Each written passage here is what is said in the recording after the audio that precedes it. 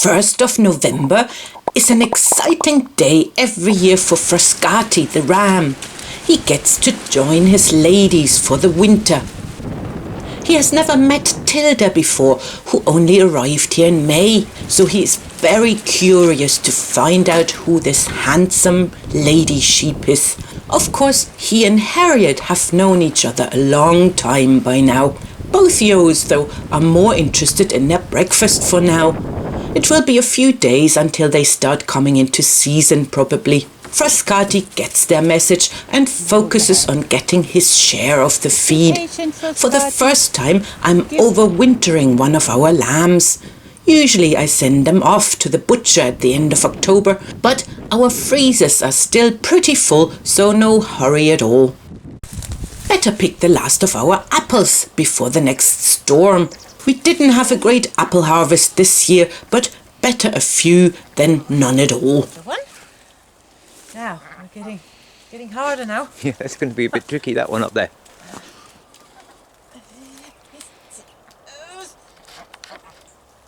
Where's the other one? Behind your head. Oh, yeah. I planted some of our pumpkins in the old broken polytunnel. The roof went in a storm last winter, but I was hoping that the walls would give the plants some shelter for vigorous growth. Seems the only plants that grew vigorously were the nasturtiums, and it is a bit disappointing to find so few pumpkins. This is an Austrian variety. We got given the seeds by one of our subscribers, but it doesn't seem to be too keen on the Irish climate. Some other creature had a feast of one of them anyways before I got here. While I'm at this end of the land, I might as well see how Tim's bees are doing. A bit overgrown, this particular hive. The brambles just go mad here when you leave them be for a month or two. But the bees are happy and busy, enjoying the last of the warm sunshine, probably feasting on ivy flowers nearby. Tim just didn't get around to getting them ready for winter yet or make another video about them. He's been so busy with all sorts of other interesting projects. Tim got us some day-old broiler chicks a few weeks ago. When they were off the heat lamp and started living outside, they were free to roam our garden, and they loved it. Especially on a sunny day, they could be found in a sheltered spot enjoying life before getting up again to tidy up our overgrown garden with their never-fading appetites.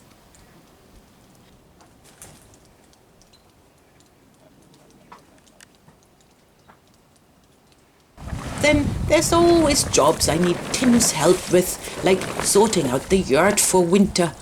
The bonfire's gone cold long ago, and the canvas roof got blown off in our first autumn storm, but otherwise the structure itself is still standing strong. See you next spring, good old yurt. The barn needed some improvements too for Tim's projects. Is that enough concrete, Tim? Yeah. For you, for today anyway? Don't want to be greedy. What's it going to be? The smooth floor ready for boat building. Boat building, eh? Yes. Yeah. Can help if you like. Well, I'm busy filming things. Oh, yes.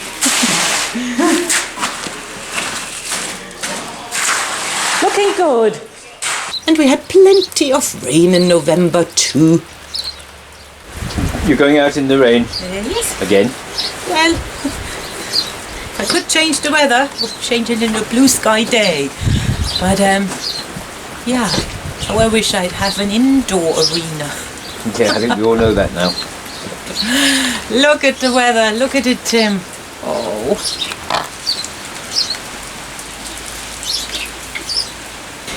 But my dear friend Tanya from Germany sent me lovely warm stockings all the way up here. Lovely and warm. And this fabulous thing for my ears. There we go. Lovely. Oh, Very cosy, warm. very cozy. And to top it all, we got nice gloves to go with it all. Look. Keep my fingers warm. So I am prepared. And then I put a few more layers on that are waterproof, and then I should be fine. But then we had some wonderfully still and dry mornings here too, turning into stunningly sunny, warm days.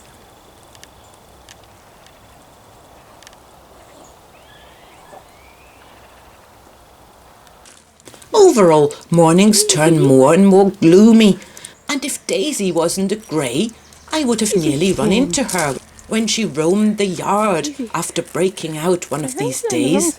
She is too clever for our fence construction and dismantled half of it at night. Smart pony. There was a bit of a reshuffle in the rabbit and guinea pig shed.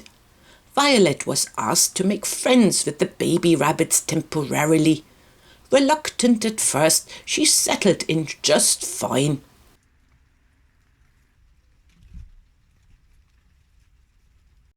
In the meantime, Frosty and Kiwi went on their honeymoon. Poor Blackberry was left behind in the men's shed, but I didn't want him to join Violet, as I don't want baby guinea pigs from both my females around the same time. There could be up to 10 babies. Cloudy moved out of the baby rabbit cage and in with her husband Oreo for a while.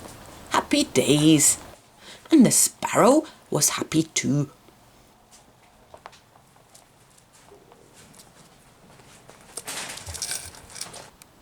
When all baby rabbits had gone to their new homes, Cloudy went back to her cage so that she can now have some time to herself before the next lot of babies comes along. I thought I'd let Alex and Sky out with Oreo so that they can enjoy some more space. But that didn't work at all. Oreo is far too territorial, and Alex and Sky were soon absolutely terrified of him. So Oreo was banned into the smaller cage again. I think I just will have to give them turns in the big run. One of our winter projects is to lay some of our hedges. Very enjoyable work with a satisfying result.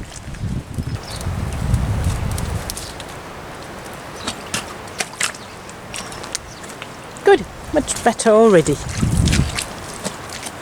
When we unravelled the chestnut tree in the hedge from all the brambles, we discovered a carefully crafted nest high up, made out of rope and stuffed with sheep's wool.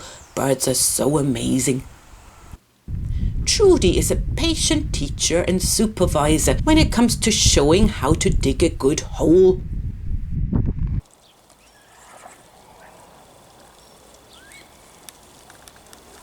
They never share, do they, Turnip? No, they don't. When Turnip is not busy with lessons from Trudy, he joins me for a walk across the fields to feed the now very settled flock of sheep.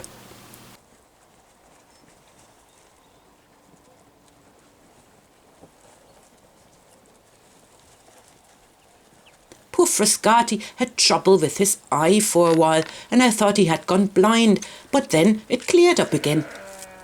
All sheep went through a spell of orph, which is a bit like herpes in humans and can make their noses and lips very sore. Especially Sean suffered quite a bit. But with some spray-on medication, it all cleared pretty fast again.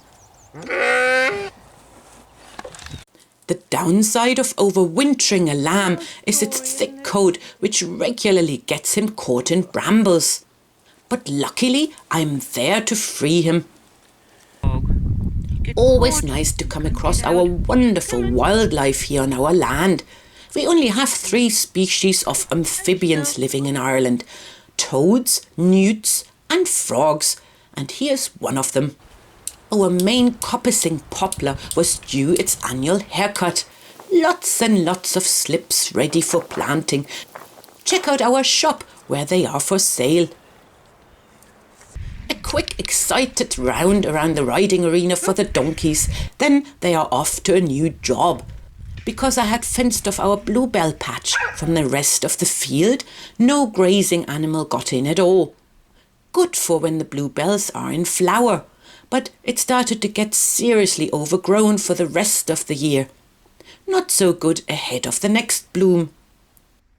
All right, Eeyore. You're doing a very important job. Yes, you are. Yeah. So I recruited Eeyore and Gordon to help clear some brambles.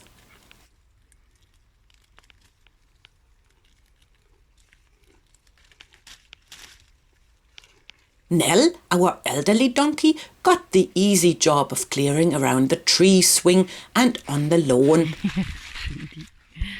Turnip, you're just checking what I'm doing. I'm filming Nell.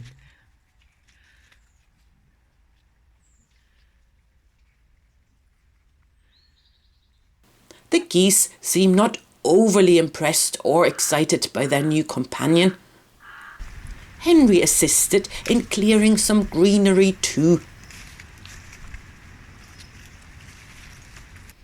Other than that, he was contently napping in the paddock corner, with a sleepy eye overseeing his lady's beauty sleep. Henry features on our calendars as well as greeting cards this year. Both can be bought in our online shop. All proceeds go to Hairy Henry's new therapeutic riding barn, so please check it out.